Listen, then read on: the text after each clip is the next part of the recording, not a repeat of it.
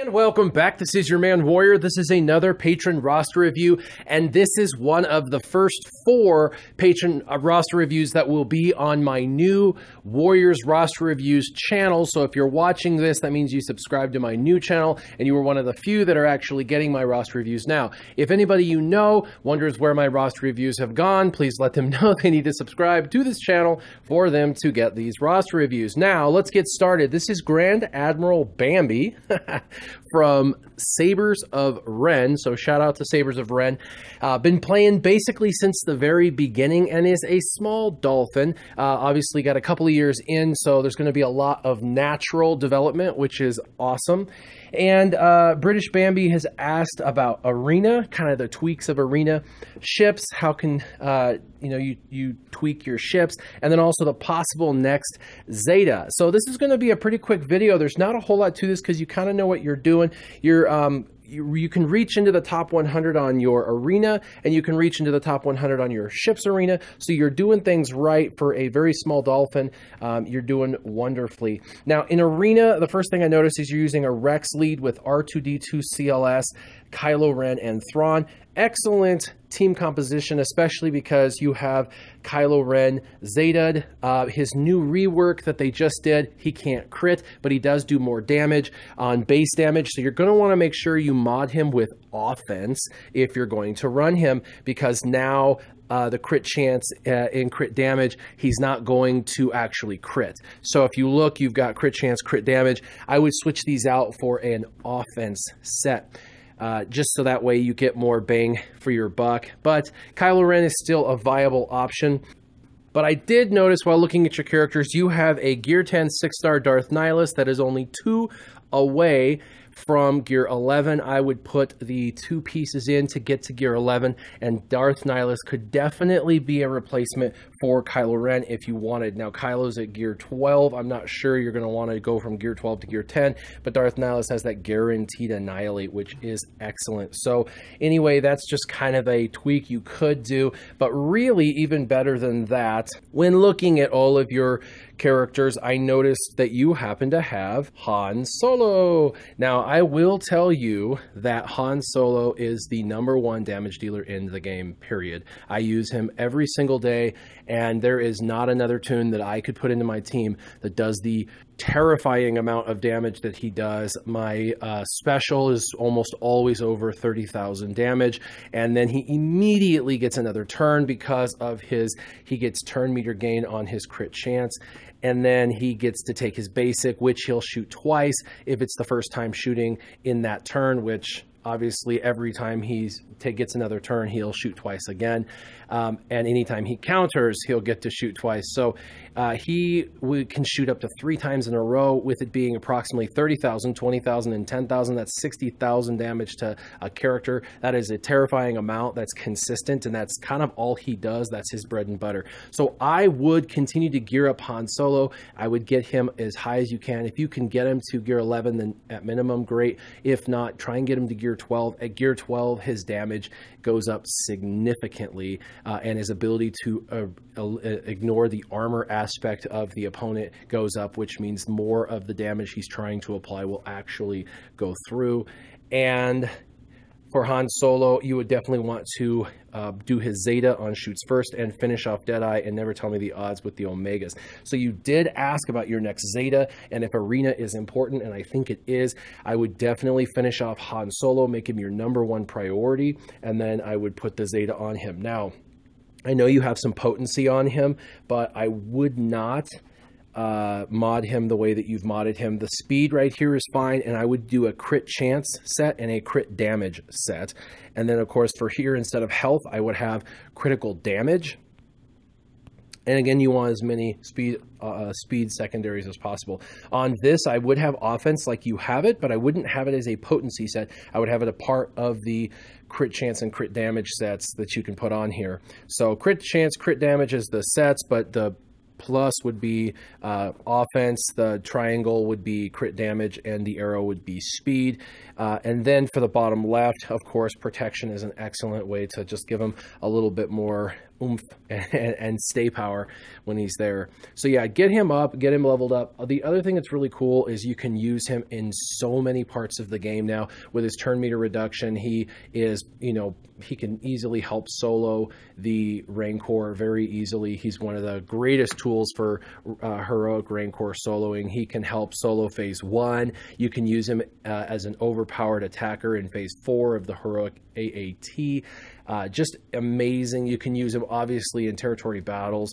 He's my highest damage dealer in territory battles. A lot of times I'll put in my crap characters that I'm, you know, don't really use often in a team, and then I put him with them to make sure that that team that's not so good survives and gets through it, because Han just destroys the other team. I know a lot of people will say you want potency on Han for his turn meter reduction and his stun. I get the stun and turn meter reduction like 80+% of the time, and my potency is at like 26%. So while potency is something that is to be considered, I know that my Han Solo is a one-trick pony, and I know that it's as much damage as I can possibly get out of him is important, especially for arena. And then, you know, on a rare occasion, he'll miss on his turn meter or he'll miss on the stun, but it's super rare. So I wouldn't worry about potency. I would really focus on that crit chance and crit damage. Now, those are the couple of things I would do with Arena. Get Darth Nihilus up, definitely get Han Solo up, and your next Zeta, I would do Han Solo out of everyone that you have. Let's move to ships. So the good news is you've been playing for so long, you were able to get the Chimera 5-star. That is amazing. And you have the TIE Advance. That's awesome. You're also, you know, you have Biggs and, you know, the Imperial TIE Fighter. So that's really, really good. What I would actually recommend for what you have and what you should be farming up, and we're going to go ahead and take a look at your inventory. To maintain your competitive nature, I would continue to use the Chimera at 5 stars, even over the Executrix at 6 stars. The Chimera is a superior ship. And then, of course, the TIE Advance to the left. I would continue to use the TIE Advance. It's just a solid target lock ship for a target lock team.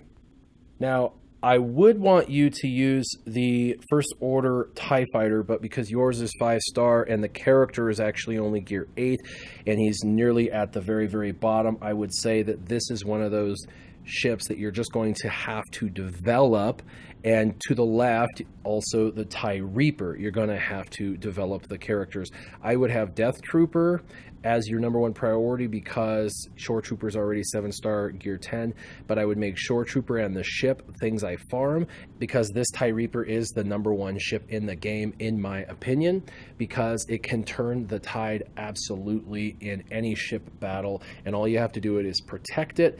But because your Imperial TIE Fighter and your First Order TIE Fighter are less than admirable because of the characters, with Death Trooper needing some work and the First Order TIE Fighter needing some work, the TIE Pilot needing some work, I would put those on your who to farm list and focus on them and get them up.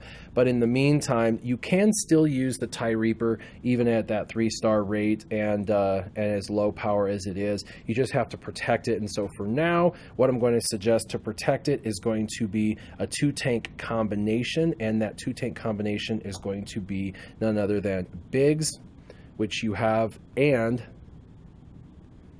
Umbaran, which you have. Now, this one does not taunt, but you can false taunt with the Scimitar onto it. So the Scimitar will be your first in your backup, and this one, of course, will dispel on basic, and on his special can target lock. So he works well. Obviously, Biggs on his basic can target lock as well.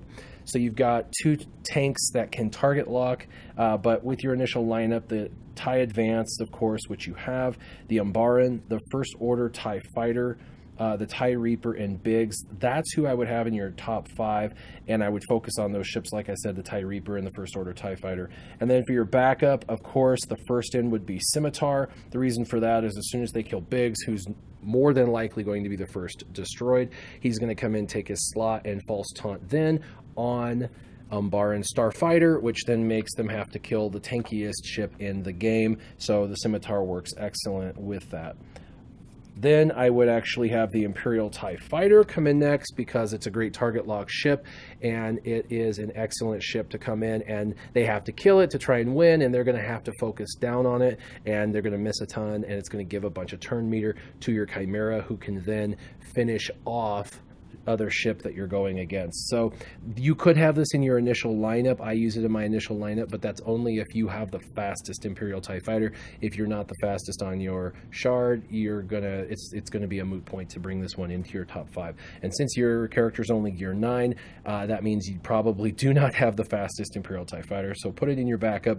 And then lastly, the last thing to come in would be, for me, would be Slave 1, because Slave 1 can come in, do the AoE. It's a durable, pretty tanky ship with of course, target lock on basic, has an AoE it can use right when he comes in. And then, of course, if needed at the end, you'll be able to use the AoE seismic charge. So pretty cool. And so that's the lineup that I would do there. So really, your ships look pretty good, but I would continue to develop all of the ships I mentioned, but more specifically, really the weakest 2, your TIE Reaper and First Order TIE Fighter. Those are, in my opinion, the 2 best ships in the game for farmable ships. The TIE Reaper being number 1 and the First Order TIE Fighter being number 2. I was doing a battle last night, and my First Order TIE Fighter was critting for over 92,000 every single hit, and I know that sometimes it hits for 63k and sometimes it hits for, you know, over 90k. I've had it hit for 102k. So the First Order TIE Fighter can literally one-hit wonder other ships. It's kind of like the Han Solo of characters, but for ships. So definitely get those up.